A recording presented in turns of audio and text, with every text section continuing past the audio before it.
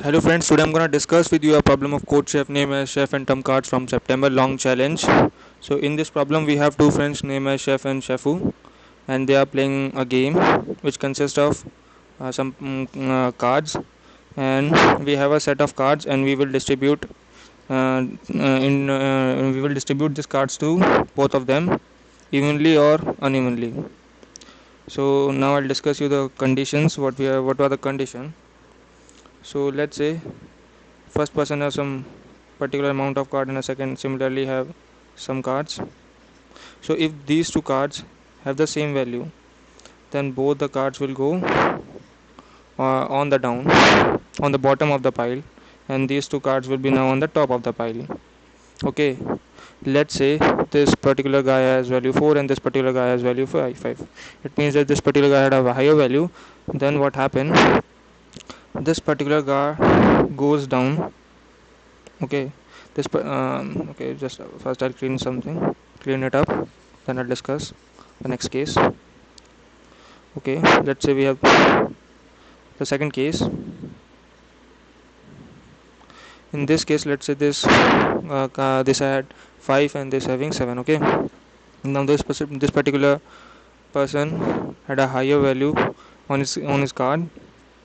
So what happened, this particular card goes down to bottom, and the card from his friend comes just underneath that, and its value get decreased by 1. Okay, this will be the case. And now we will check next two elements. Okay, now whenever the value on some card reaches 0, that card get excluded from the pile. Okay, now basically how we will decide which particular person will win or not. So if some particular person loses all his card, then that particular person loses the game. And let's say we have a condition something like this, in which let's say 6 6 and 6 6 6. So in this particular condition, uh, basically no transformation of card take place, because both having same value, and then these two elements goes down, both having same value, these two element goes down, and it will continue uh, always. Then in this particular case, the person having the higher sum of the elements in his pile would win this game. Okay, so this particular person win in that particular circumstance. So basically what they've asked us to find, so we have to find the total number of cases, or how can I distribute these cards in two piles so that it would either result in win or lose, either result in win or lose. Okay, so the way in which I'm doing this problem is I'm considering total cases minus draws. So now I'll discuss what were the circumstances in which draw can occur. So basically, let's say we have these two piles. So draw can happen only in one circumstance. So let's say the highest of these pile is A, and the occurrence of that highest element is A1. So x1. Okay. Let's say the highest element of this particular pile, is B1, and the occurrence of this B1 in this pile is x2. The draw can happen only if A1 equal to basically A1 equal to B1 and x1 equal to x2. Basically, the highest value of this pile and highest value of this pile has to be same, and the occurrence of both these values should also be equal. I'll take you through example. Let's say we have case something like this. First pile contain 6 6 and the second pile contains 6 6 1 4 1 1 and 1.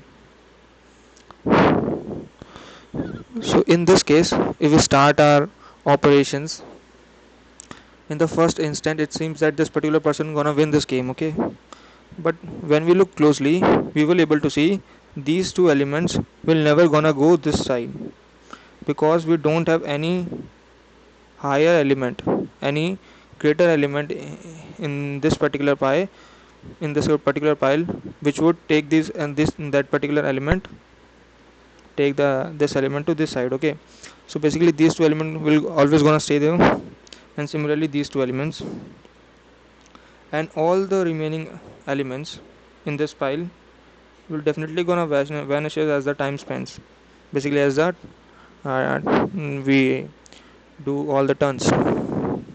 So from this we can conclude the draw happen only if only in the condition when both the pile having the highest value same, and the occurrence of that highest value on both the piles is also same. Okay, so after that, so now I'll tell you the way with which I had approached the problem. So basically what I'm doing, let's say I had some bunch of integers, so a bunch of integers something like this, 6 6 and 6 and 6 also. This is not a good example.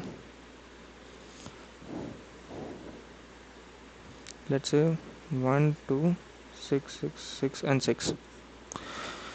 So basically what I'm doing, at first I am choosing one element, after that I am choosing two element, after that I am choosing three element, 4 5, and similarly 0 and 6. But I know that if I choose 0 element and if I choose all element, it will definitely gonna result me 1 and 1. So I'm just excluding these cases and concentrating on the remaining cases. I'm initializing my answer as 2, and then I'm just iterating for all these cases. So basically what I'm doing, well, let's say when I'm checking how many games will end in win or draw if I choose only one element from this set. Okay, so basically at first what I'm doing, I'm choosing all the elements, all the ways in which I can choose one element from this subset, which is 6 even. And now I have to minus all the way in which draw can happen. So in this particular case, draw can't happen, because for draw you must have minimum two elements,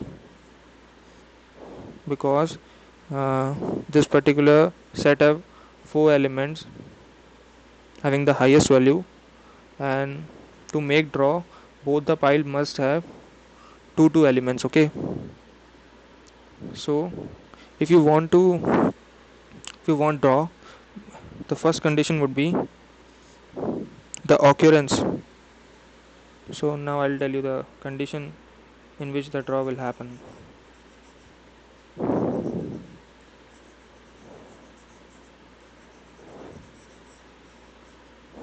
The first condition is occurrence of highest element must be even it does not even, so we can't be able to equally divide that particular element in both the prints.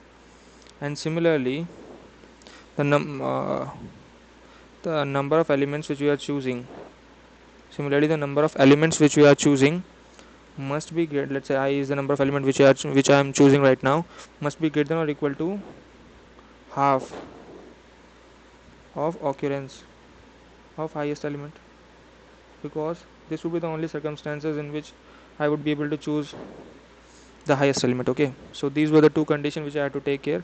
So now I'll take a case and I'll show you.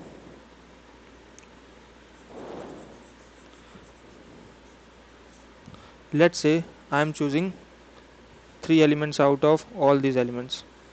Okay, three elements. So what were the total number of ways to choose three elements out of six elements? Would be 63. Now I am subtracting all the cases in which draw can happen. So for draw, what I had to do, I had to choose two element out of these four elements. Okay, because for draw I have to choose the half of the total occurrence of maximum element, and one element is left, because in this chance, in this circumstances, I had to choose three elements. So now what I would do, I will choose one element from the one element from all the remaining elements are those elements which don't having the highest value, so they would be 2c1. So basically the case in which I am choosing 3 element, my answer is equal to this. And similarly if I'm choosing, let's say, 4 element, so what would be my approach? The total number of A will be 64. I'll minus 4c2. Basically this is the number of way in which I'll choose uh, maximum elements, and now I had remaining 2 elements, and I have 2 other elements. I have to choose both these 2 elements, and this would be the case, this would be the value. Now I'll take you through my implementation. So what I am doing, at first I am creating a factorial array in which I am storing factorial from 1 to 10 to power 5, because I'm gonna need it for calculating the NCR. And here I am taking a of I, and similarly I am storing the occurrence of a of I in this map. I am sorting my array to get the maximum element of the array. Other elements are the elements which are not maximum basically, and this is the occurrence of the maximum element in the array. Initializing my answer to 2. Then what I am doing, I am iterating from first to last element. Basically what this for loop is doing, for I equal to 1 means I am choosing one element out of that set. I am choosing 2, 3. Similarly I am choosing 5 element in the previous example which I have explained. Now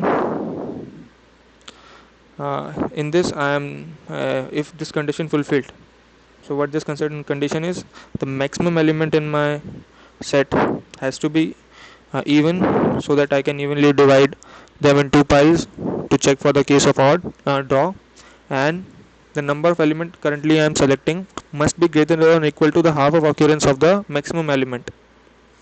So if this condition fulfilled, what would happen? At first I am calculating all the cases, which is NCI. I'll explain the code how I had written NCR. So this is the total number of cases, and we have total n elements, and I'm choosing I out of it. Now what is it? This is the extra element which is let's say I'm selecting 4 elements, and I know that I had to choose 2 elements. Two are those elements which I had discussed in the previous example. In this example, these two these 2 elements I had to choose.